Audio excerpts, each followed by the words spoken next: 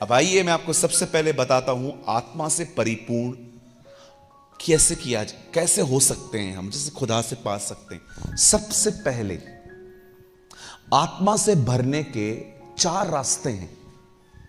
कहिए 4 रास्ते। ऐसे करो। पहला रास्ता, अगर आप प्रभु की आत्मा से भरना चाहते हैं, द फर्स्ट वे, जो पहला है वो है प्रभु के वचन को पढ़ना। ब्रदर मैं तो वो पढ़ता हूं, यही प्रॉब्लम है। हम बहुत से लोग बाइबल पढ़ते हैं, खुद के लिए नहीं पढ़ते। खुद के लिए बाइबल पढ़ना और दूसरों के लिए बाइबल पढ़ने में फर्क है। अभी सोचो, अगर आप एक प्रचारक हो, हर रविवार आप प्रचार करते हो, आप बाइबल पढ़ते पढ़ते पढ़ते पढ़ते पता है क्या करोगे? ये आ गया यूहन्ना का 5 अध्याय, आप मत खोलो। 38 साल का एक व्यक्ति था। अच्छा, यीशु उसके पास गए। अच्छा, यीशु ने इससे पूछा क्या तू चंगा होना चाहता है? अच्छा, इतने सारे लोग थे, प्रभु किसके पास नहीं गया? इसके पास ही क्यों गया? क्योंकि इसके पास कोई सहारा नहीं था। अब मैं ये रविवार को प्रचार करूंगा, बाइबल दूसरों के लिए पढ़ रहे हो तो भैया हम लोग प्रचार कैसे करेंगे? वो बाद में आएगा, पहले अपने लिए पढ़ो। बहुत से लोग पवित्र आत्मा से क्यों नहीं भर पाते? मोबाइल, सुबह उठेंगे, बहुत सारे व्हाट्सएप पे मैसेजेस आते हैं आजकल प्रभु के वचन। बहुत लोग पढ़ते पता है क्यों है? ताकि ग्रुप पे फॉरवर्ड करें, स्टेटस डाल दें, व्हाट्सएप की डीपी पे लगा दें। मैं कभी कभी प्रभु को पूछता हूं, प्रभु लोग बाइबल पढ़ने के बाद भी आत्मा से क्यों नहीं भर जाते? मुझे प्रभु ने कहा बहुत कम लोग हैं जो अपने लिए पढ़ते। कितने लोगों ने प्रभु का यह वचन पढ़ा, मैं तुम्हारे पड़ोसी से कहता हूं अपने शत्रुओं से प्रेम करो। क्या वो पड़ोसियों से बात करता था? पढ़ के देखिए क्या लिखा है, मैं तुमसे कहता हूं।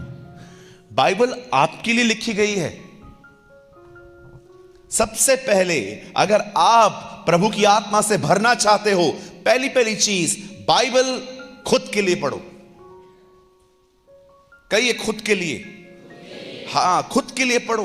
प्रभु, उस आदमी ने क्या कहा 18 अध्याय में? देखो, यहां देखो सब, मैं इसकी तरह व्यभिचारी नहीं हूं, मैं दशवांश देता हूं, मैं ये नहीं करता, मैं वो नहीं करता। और जब आप इसको पढ़ रहे थे, बाप रे इसमें कितना घमंड है। मुझ में भी है क्या? क्या मुझ में घमंड है? प्रभु मुझे बताइए, क्या मुझ में घमंड है? प्रभु कहेगा घमंड के सिवा और है क्या? You are full of attitude. प्रभु मेरे अंदर क्या है? तू जल्दी माफ नहीं करता, बरोबर। दूसरी बात, प्रभु कभी किसी से सलाह लेता है कुछ करने से पहले? नहीं। यह भी घमंड है कि मैं समझदार हूं। ये मुझे क्या सिखाएंगे आज के लड़के, ये मुझे क्या सिखाएंगे?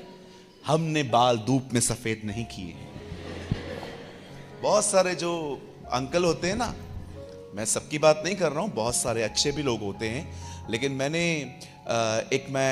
एक जगह पे प्रचार करने गया था, तो वहां पर 75 से 76 के एज के एक अंकल बैठे थे। तो उन्होंने मुझे खड़े होकर कहा, अब तुम सिखाओगे हमें? मैंने कहा हाँ सिखाएंगे। मैं बुजुर्गों को नीचे नहीं कर रहा हूं, प्रभु मुझे जानते हैं, मैं उनका बड़ा आदर करता हूं। बट सर एक बात याद रखिएगा, कभी कभी 70 साल के बूढ़े भी अंदर से बच्चों की तरह व्यवहार करते हैं, पर कभी कभी 30 साल के लड़के भी अंदर से आत्मिक पिता होते हैं। देखा आपने यूहन्ना क्या कहता है?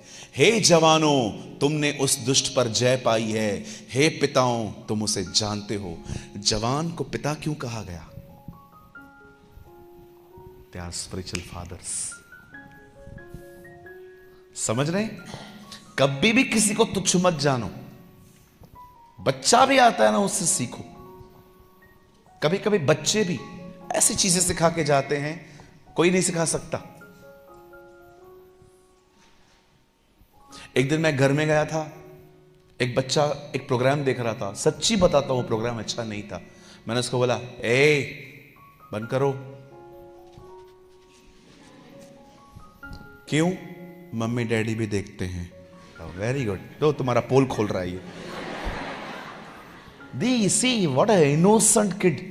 बच्चे कितने इनोसेंट होते हैं। मैं अभी मतलब ज्यादा बड़ों की बात नहीं कर रहा हूं, कुछ अभी तो बच्चे बहुत खतरनाक हो गए हैं। 6 साल का बच्चा फोन चलाता है आजकल, ब्लूटूथ ऑन करके देता है, डाउनलोड करके देता है। लेकिन आपने देखा जब यीशु ने बच्चा उठाया तो क्या कहा? बच्चों की तरह बनो।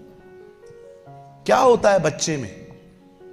आपको पता है वो जो भी बोलता है ना, सोच के नहीं बोलता है, दिल से बोलता है। कई अपने बाजू वाले को, सच याद रखने की जरूरत नहीं पड़ती। नहीं समझे? तूने ऐसा किया नहीं, झूठ है ये। सच कभी याद रखने की जरूरत नहीं पड़ती, वो अंदर रहता है। आप किसी से पूछो, तूने ऐसा किया? हाँ मैंने किया, पता है।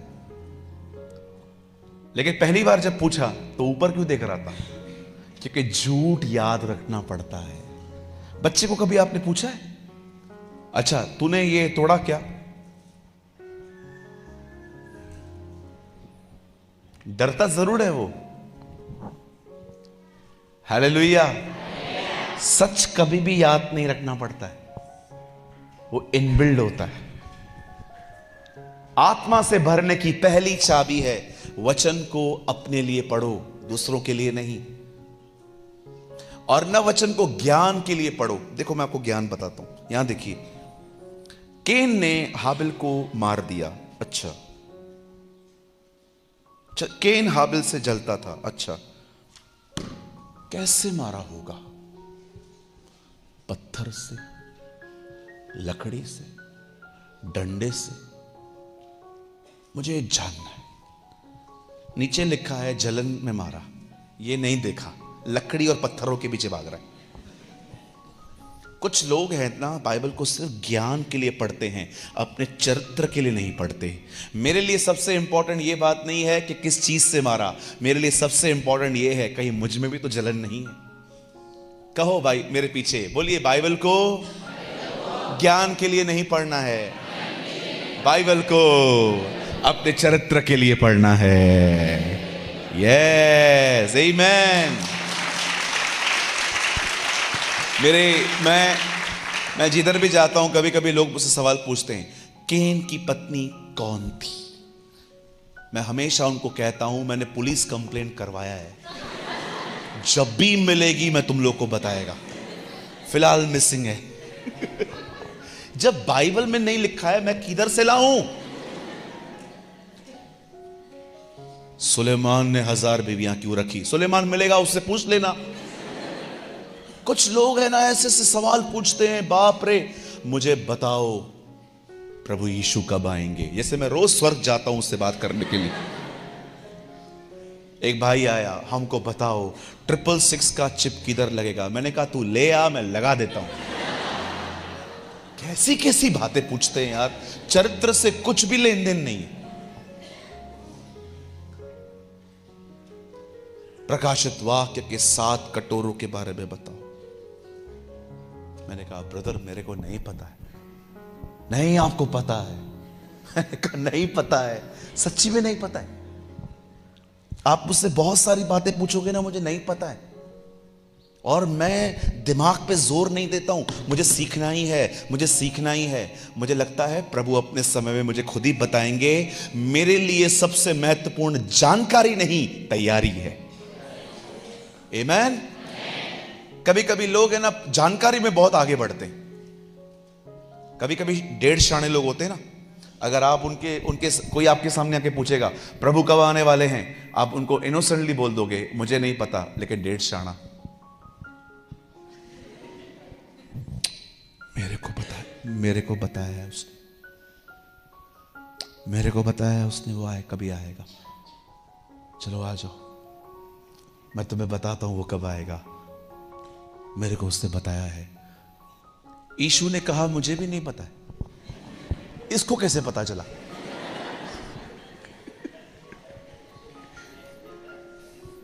कुछ लोग हैं ना, उनसे बर्दाश्त नहीं होता है कि लोग मुझे कम आत्मिक समझे, इसीलिए कुछ भी करते रहते।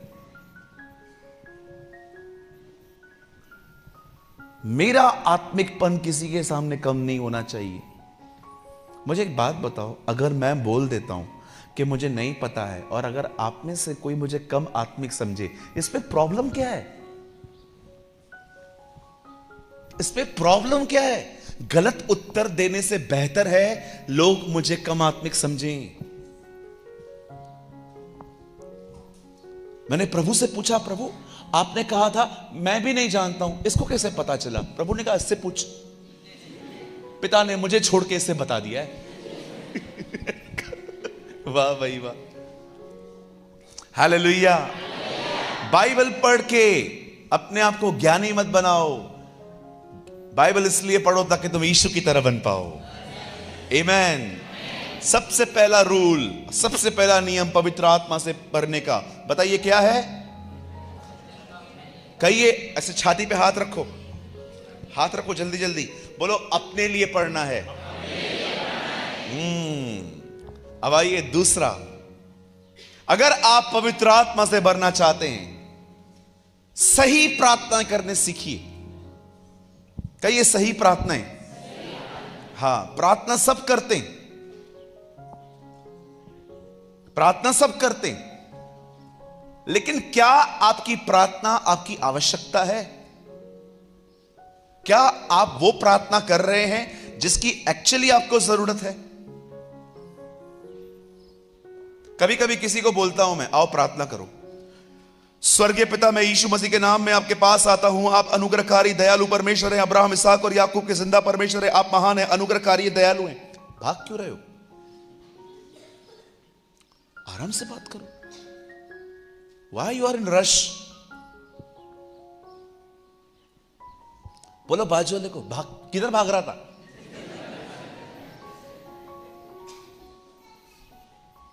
बहुत सारे जो लोग हैं ना, अगर आप उनको इधर बुलाओगे ना, 10 मिनट प्रार्थना करेंगे, घर पे 2 मिनट प्रार्थना नहीं करते। पता है क्यों? घर पे कोई देख ही नहीं रहा है, इधर सब देख रहे हैं, तो प्रार्थना खुद ब खुद लंबी हो जाती है। एक बार मैंने भाई को बोला, आइए प्रार्थना करिए। अब्राहम, इसहाक और याकूब के परमेश्वर, दुनिया को तूने बनाया है, तूने हमें बनाया है, तूने जानवरों को बनाया है, तूने हर एक को बनाया है। 5-7 मिनट हो गए, मैं बाजू में खड़ा था बाइबल लेके कि ये पूरा करे तो मैं प्रचार करूं। बंद ही नहीं कर रहा है प्रार्थना, इतनी प्रार्थना लंबी। मैंने 3 बार बीच में बोला आमीन आमीन, बंद ही नहीं कर रहा है। 15 मिनट, 17 मिनट। ऑर्गेनाइजर भी गायब था। उसे भी लगा भाई नहीं छोड़ेगा आज मेरे को। ऑर्गेनाइजर गायब हो गया, उसको भी लगा ये नहीं छोड़ेगा अभी मेरे को। मैं उनको ढूंढ रहा था, किधर है तू, तू है किधर? आखिर मैंने लास्ट में उनको थप्पी मारी। मैंने कहा ब्रदर मीटिंग पूरा हो जाएगा brother. Oh sorry sorry pastor, लीजिए लीजिए। फिर मुझे एक्चुअली उसका प्रॉब्लम समझ में आया। एक्चुअली वो प्रचार करना चाहता है और पास्टर उसको मौका देता नहीं है, तो वो प्रार्थना में ही प्रचार कर देता है।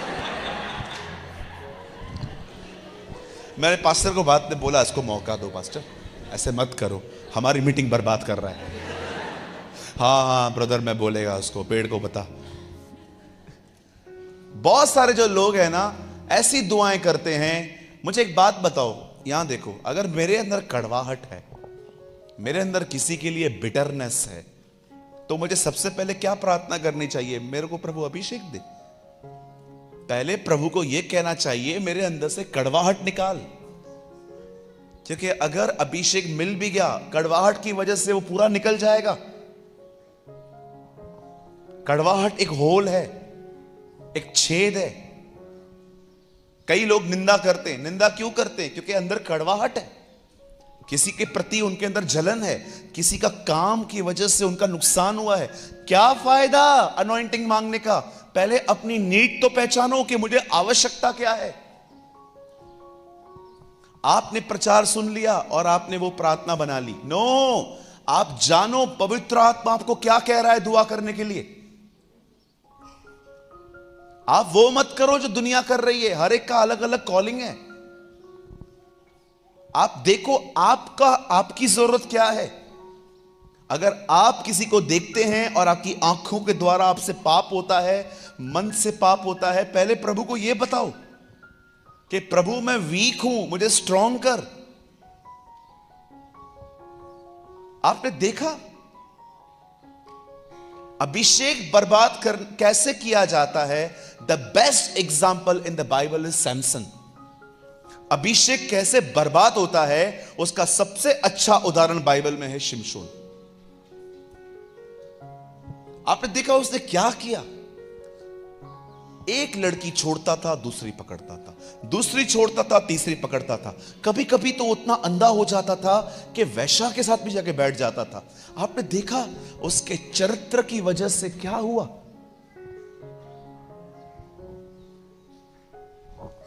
कुछ लोगों को पता है मेरा कैरेक्टर खराब है, फिर भी प्रभु को बोलते हैं हमें इस्तेमाल कर। नहीं, पहले प्रभु को बोलो मुझे बना, ताकि जब मैं सेवा करूं तो मैं तेरे नाम पे अनादर न लेकर आऊं। समझ रहे हैं? पहले अपनी जरूरत को पहचानो और प्रार्थना में भागो मत। आराम से बात करो प्रभु से, आराम से बात करो। रटी हुई प्रार्थनाएं मत करो बार बार बार बार बार बार बार बार। पहचानो आपको किस चीज की आवश्यकता है। आपको पता है ज्ञान आपको न्यायी बनाएगा, जज। क्या आप प्रभु को यह कहते हो प्रभु मैं, अच्छा यहां देखो एक सफेद बोर्ड है, ये देखिए यहां देखिए, ये एक सफेद बोर्ड है और मैं यहां पर एक काला तिल लगा देता हूं, डॉट। बताओ क्या दिख रहा है? काला काला डॉट दिख रहा है, पूरा सफेद नहीं दिख रहा है, काला दिख रहा है। That's called a judgemental mind. कुछ ऐसे भी लोग होते हैं हमारे बीच में, इतनी सारी खूबियों से भरा हुआ व्यक्ति है, लेकिन एक गलती दिख जाए, गेला गया।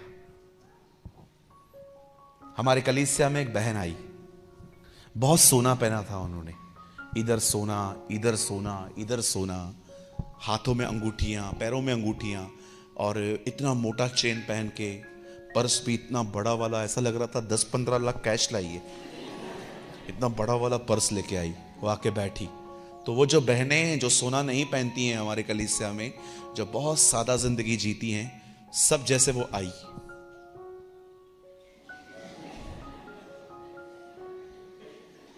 वो बैठ गई। अब इनका पंचायत चालू।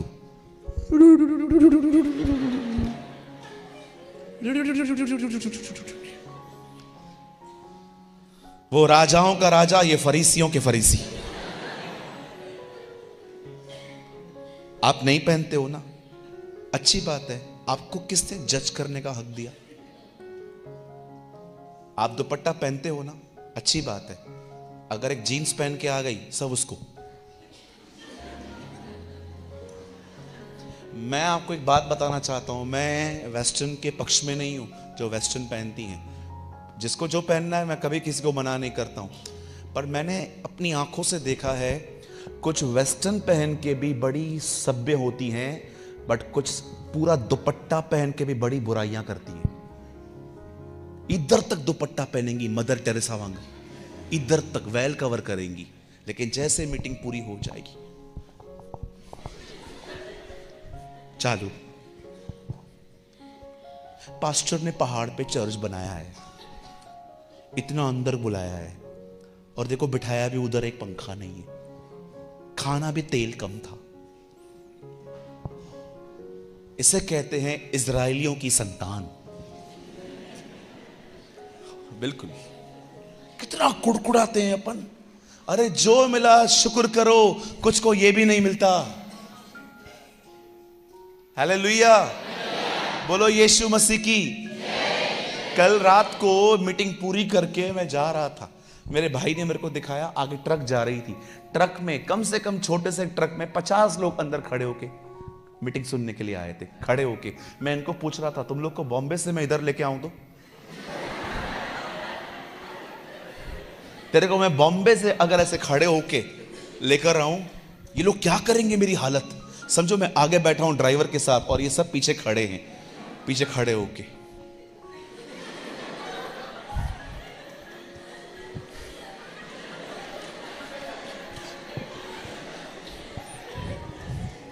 खतरनाक पास्टर है हमारा, खुद तो आगे बैठ गया, हम लोग को डिस्को डांस करने के लिए छोड़ दिया है।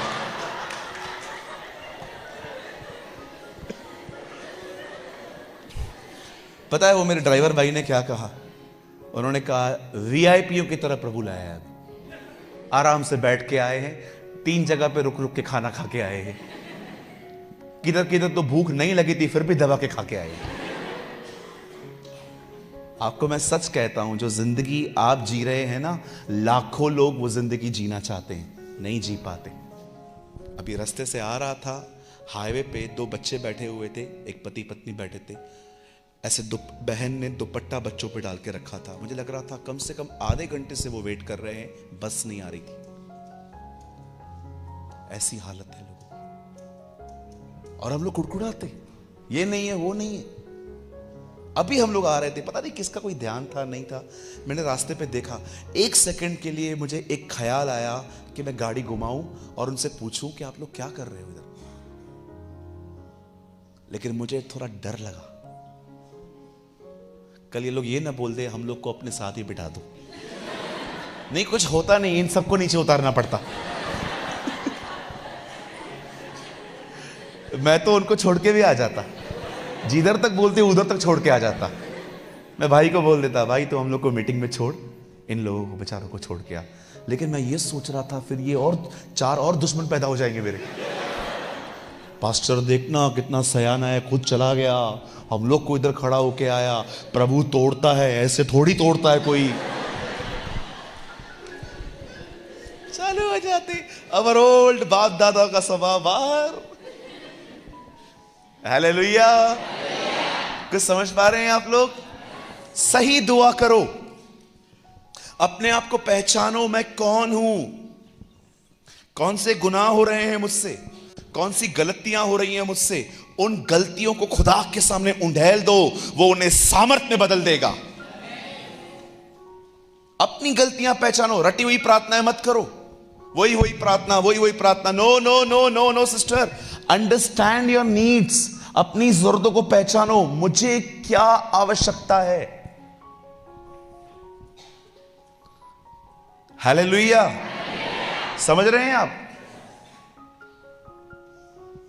तीसरी चीज, पहली चीज क्या थी? नहीं, ठीक से बोलो, बाइबल अपने लिए पढ़ो। दूसरा, सही प्रार्थनाएं करो, अपनी जरूरतों को पहचान के।